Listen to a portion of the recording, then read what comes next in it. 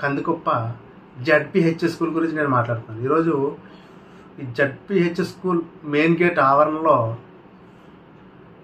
ఎంత విశాలంగా ఉండాలండి? పిల్లలు చదువుకునే స్కూల్ దగ్గర ఎంత విశాలంగా ఉండాలి, ఎంత పర్యావరణ పరిరక్షణలో ఉండాలి. అసలు పర్యావరణ పరిరక్షణలో ఉందా అక్కడ? స్వచ్ఛమైన గాలి పీల్చుకోవడానికి లేదు, స్వచ్ఛమైన నీరు అందట్లేదు వాళ్ళకి. నీరు విషయం పక్కన పెడితే ఈ గేట్ ఆవరణలో మొత్తం అంతా డంపింగ్ యార్డ్లా తయారు చేశారు. ఈ గేట్ని డంపింగ్ యార్డ్లా తయారు చేశారు. మొత్తం అంతా అక్కడ ఉన్న షాప్ వాళ్ళు మొత్తం అందరూ కూడా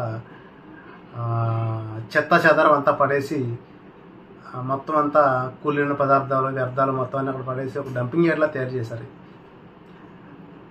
గత స్వతంత్రం వచ్చిన దగ్గర నుంచి కూడా ఈ పల్లంకూరు పంచాయతీ ఒకటి, కాట్రని కోనకు ఒకటి, అదేవిధంగా ఈ పంచాయతీలు సుమారుగా అన్నింటికి కూడా ఒక డంపింగ్ యార్డ్ అనేది లేదు. వచ్చి గెలిచిన ఏ సర్పంచ్ అయినా ఎవరైనా కానీ మనకు ఒక డంపింగ్ యార్డ్ అనేది అవసరం, చెత్త చెదరాలు వేసుకున్నాం అనేది ఆలోచన లేదు. ఎందుకంటే అటువంటి ప్రజాప్రతినిధుల్ని ప్రజలు ఎన్నుకుంటున్నారు. పోతే డంపింగ్ విషయం పక్కన పెడితే ఇప్పుడు ఈ హై స్కూల్ మెయిన్ గేట్ దగ్గర ఒక డంపింగ్ యార్డ్లా తయారు చేశారు దాన్ని. ఇది ఎవరెవరు చెప్తున్నారంటే ప్రజాప్రతినిధులు, అది వైసీపీ అవ్వచ్చు, టీడీపీ అవ్వచ్చు, జనసేన అవ్వచ్చు, ఎనీ పార్టీ, ఏ పార్టీ అయినా ప్రజాప్రతినిధులు, ఎంపీటీసీలు, పంచాయతీ మెంబర్లు, ముఖ్యంగా పంచాయతీ సర్పంచ్, అదేవిధంగా హెడ్ మాస్టర్, వీళ్ళందరికీ కూడా బాధ్యత అనేది లేదు. స్కూల్ ఆవరణ ఎలా ఉంచాలనేది వీళ్ళకి బాధ్యత లేదు. ఎలక్షన్ టైంకి వచ్చిన తర్వాత ఓటుకి ఎంత ఇవ్వాలి, 1000 రూపాయలు ఇచ్చి దాంట్లో 200 మింగాలి, ఆ విధంగా ఎమ్మెల్యే దగ్గర ఎంత నొక్కాలి, పోటీ చేసే దగ్గర ఎంత దొబ్బాలి అనే ఆలోచన తప్ప ఈ ప్రజాప్రతినిధులకి ఈ పర్యావరణం మీద అవగాహన అనేది లేదు. అసలు ప్రజా సమస్యలపైన కూడా అవగాహన లేదు. పోతే ఇది గత 2 సంవత్సరాల క్రితం కూడా ఈ హై స్కూల్ గురించి నేను సబ్జెక్ట్ మాట్లాడాను, అంటే క్లియర్ చేశారు. క్లియర్ చేసినా కానీ మళ్ళీ యథాస్థితికి వచ్చేసింది. ముఖ్యంగా ఈ కందుకుప్ప సర్పంచ్ గారు ఈ విషయాన్ని ఇమ్మీడియట్లీ మీద పట్టించుకోవాలి, లేకపోతే దీని మీద ఒక రచ్చ జరుగుతుంది. దీని మీద చాలామంది ఇబ్బంది పడతారు. నేను సెకండ్ స్టెప్ తీసుకుంటే కనుక ఖచ్చితంగా చాలామంది ఇబ్బంది పడతారు. దయచేసి లోకల్ ఎంపీటీసీలు, లోకల్ ప్రజాప్రతినిధులు, పంచాయతీ మెంబర్లు, స్కూళ్ళు సెక్రటరీలు, స్కూల్ హెచ్ఎం అందరూ కూడా దీనిపై దృష్టి పెట్టి అర్జెంటుగా సోమవారం దాకా టైం ఇస్తున్నాను నేను.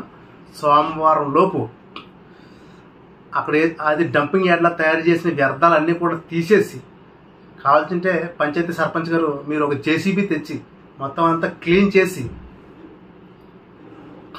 ఆ ప్లేస్లో చక్కటి మొక్కలు, మనకి ఆక్సిజన్ విడుదల చేసే మంచి మొక్కల్ని అక్కడ నాటాలని ఈ మీడియా ద్వారా తెలియజేస్తున్నాను. సోమవారం దాటితే నా విశ్వరూపం చూస్తారని ఈ మీడియా ద్వారా నేను తెలియజేస్తున్నాను. లోకల్ నాయకులు గుర్తుపెట్టుకోండి, అసలు మీరు ఎందుకు బతుకుతున్నారు, అసలు మీరు ఎంపీటీసీలు ఎందుకు అయ్యారు, సర్పంచ్లు ఎందుకు అయ్యారు అనేది మీకు అర్థం అవ్వట్లేదు. ప్రజా సంక్షేమం కోసమే మీరందరూ ప్రజలు ఓట్లేసి గెలిపించుకున్నారు, ప్రజా సంక్షేమం కోసమే మిమ్మల్ని ప్రజలు గెలిపించారు, గుర్తుపెట్టుకోండి.